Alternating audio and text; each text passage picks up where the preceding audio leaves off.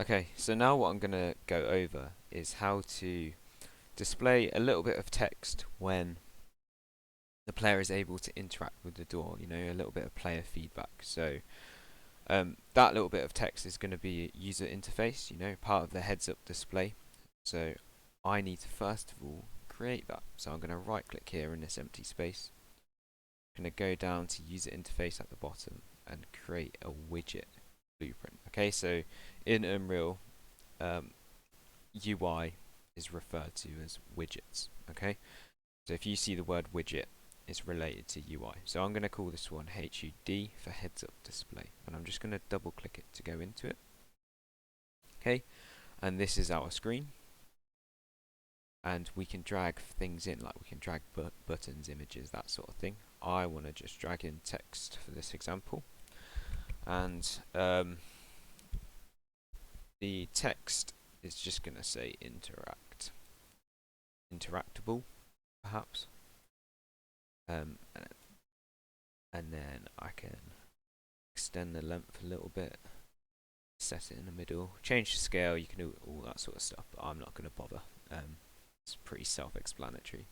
One thing you will want to do though is set an anchor point. So you can see here that when I drop down this menu, there's all these different buttons I can click. And these are anchor points. So these anchor our text or our buttons, whatever we've dragged in, the different parts of the screen. So obviously, not everyone's monitor's the same size. So if I wanted a health bar in the bottom left, I could anchor it to the bottom left. So no matter what size screen someone loads the game up in, it's always going to be scaled to that bottom left part of the screen, right? So for mine, I could either click in the middle or the bottom. They'll both do the same result really. But I'm just going to click the bottom. Okay. If we scroll down here, you can see that I can set my heads up this piece of text to being visible or hidden, right? It's a list. Now this is going to be important a little bit later. So for now, I've set it to visible. I'm going to compile and I'm going to click save. And then I'm just going to click play. Okay, and you can see that although we've made a heads up display, nothing's showing up on the screen. Okay, and that's because we need to tell the game to show it on the screen. So to do that, I'm going to do it through a blueprint. Now I'm going to instead of right clicking and creating a new blueprint just for this, I'm going to drop down the blueprints, and instead of making a blueprint class, which is what we did for our door, I'm going to open this one here, open level blueprint. Now the difference between using the two is that open level blueprint is a blueprint that constantly runs, of course, and it runs as soon as the level is loaded. So as soon as the level's loaded, it's gonna tell the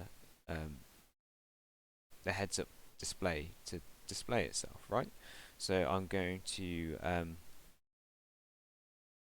first of all, I'm going to create a trigger, right? And that trigger is just going to be a begin play. So as soon as the level starts, as soon as it begins, it's going to trigger this event. This is going to go on to the next node, which is just going to be called create widget. Okay, so I'm going to create the widget, and you can see here under class I've got a drop down menu. If I drop it down, you can see that it shows that heads up display, so this here. Okay, it's referencing that, so I can display that heads up display that we made.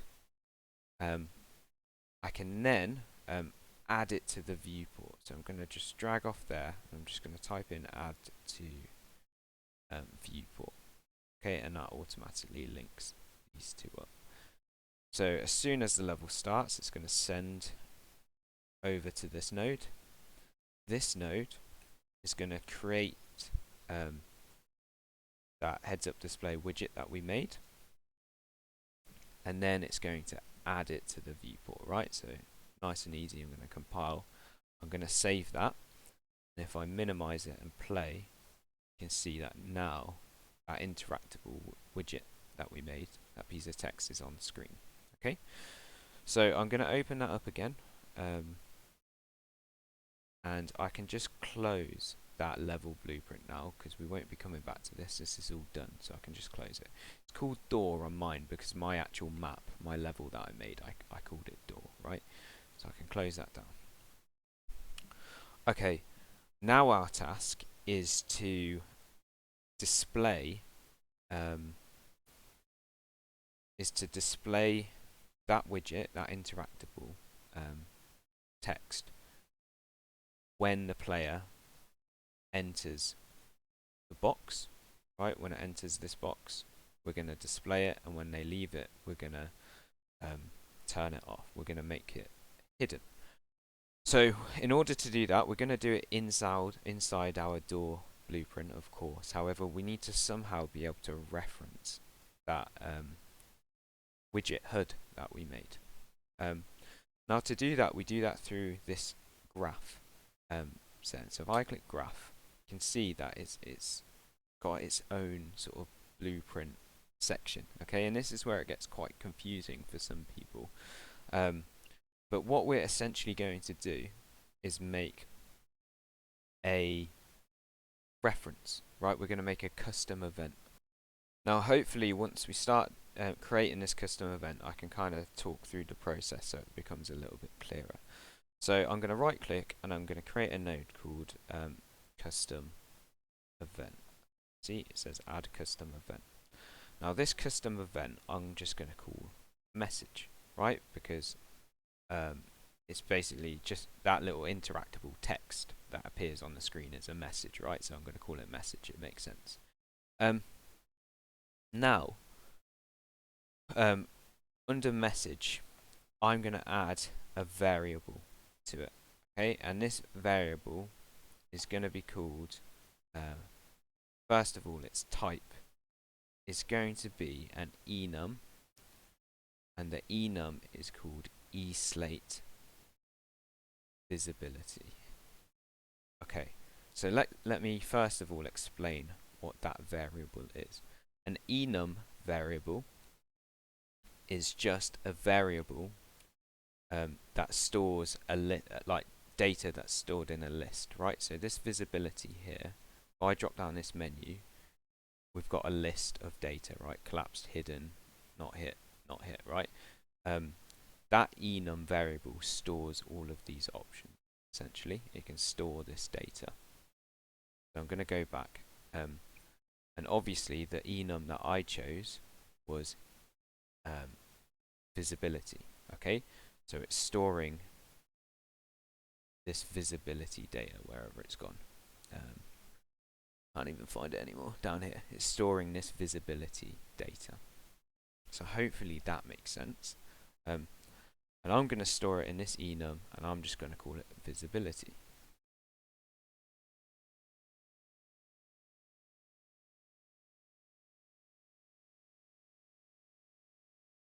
I'm now going to search for a node called set visibility.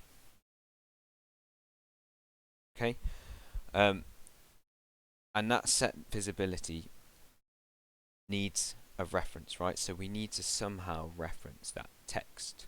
So this text here, we need to reference this.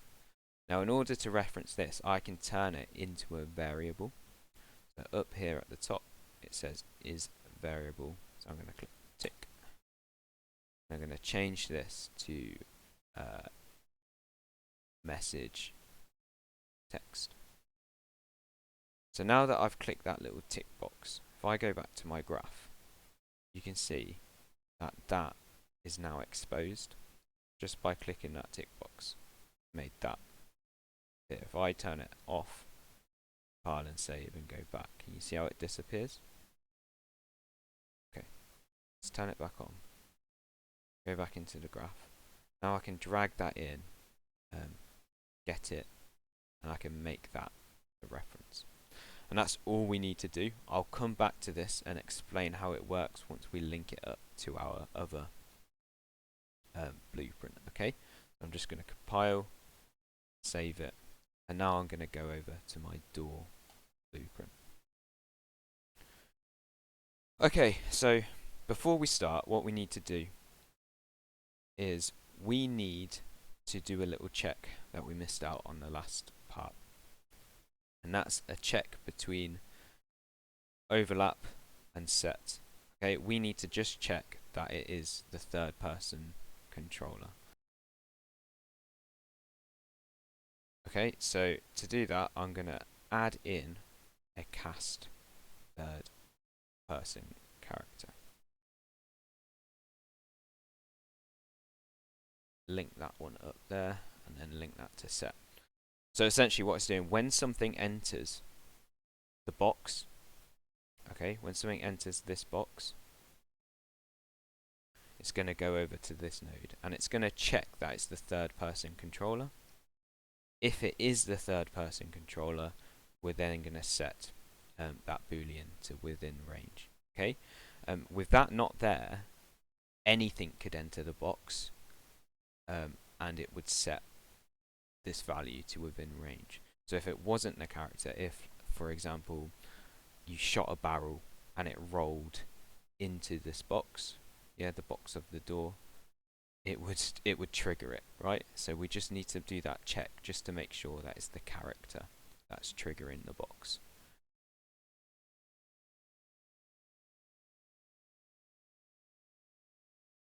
Okay. After that, I'm going to create a new variable, and it's going to be an enum variable, and it's just the same one, eSlate visibility. Okay, like what we used before, and I'm going to call this one visibility as well. Right, so let's drag two set visibilities in here. We'll do them both at the same time. So, player enters the box, checks it's the character, it is the character, set the value of within range to true. Okay, we're then going to set the visibility, okay, and we're going to link this up, we're going to set the visibility of that interaction, interactable text, we're going to set it to visible, right?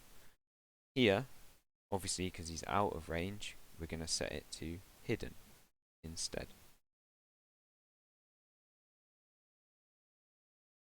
I'm then going to add a node called get all widgets of class.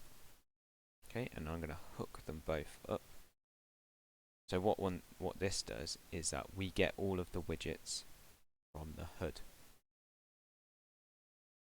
Okay, so all of the widgets in here, yeah, all of the text, all the little widgets that could be listed. If I brought in an image, that's a widget, right?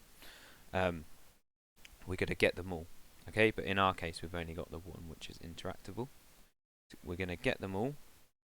Okay, and then I'm going to call my custom event.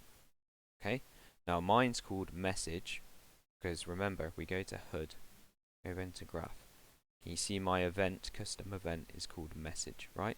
So what I'm basically doing is referencing, is calling that, yeah? Is I'm finding that and I'm calling it.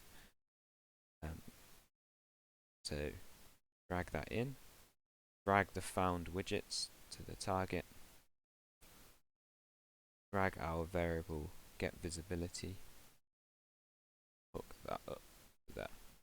So what I'm going to do is just check it works, and then we're going to go through it all node by node and make sure we understand how it works. So let's click play, walk in, walk out, walk in, walk out. There we go. When I'm in range, interactable comes on. Now you will have noticed that when I first hit play, interactable is showing, and that's easy because the reason that's showing is because it's just set to visible by default, right? So I need to just click my widget, scroll down, and its default setting needs to be hidden instead. So let's compile and save. Let's play. So walk in, interactable, walk out, disappears. Perfect. Right, so let's go through it and see how it works. So when we enter the overlap sphere, right? So we enter this cube, we're going to check it's the third person controller. If it is the third person controller, we're going to set this Boolean value to within range. Okay? We are then going to set this variable here, this one here, we're going to set it to visible. We're then going to find all of the widgets from our HUD. Okay, so we're going to find that interactable text from our HUD. And we're going to set the value of it to this one. Okay, so we're going to set the value of this visibility drop down menu, wherever it is. I've lost it. Here, we're going to set this value to this variable. Okay, and this variable we set over here. So we set it to visible, and then it comes down here, so it's going to set the value inside the HUD to visible. Okay, if we change this to hidden, once we get over to this state, it's going to set it to hidden. Hopefully that makes sense. Right, compile and save. Now, there's one more thing I want to do, and that is, if I go back to my viewport, is from the last video, your box trigger was childed to the door, which means when the door opens, that box trigger is going to follow it, whereas we want it to kind of stay in place, right? All I'm going to do is click and drag. Ooh.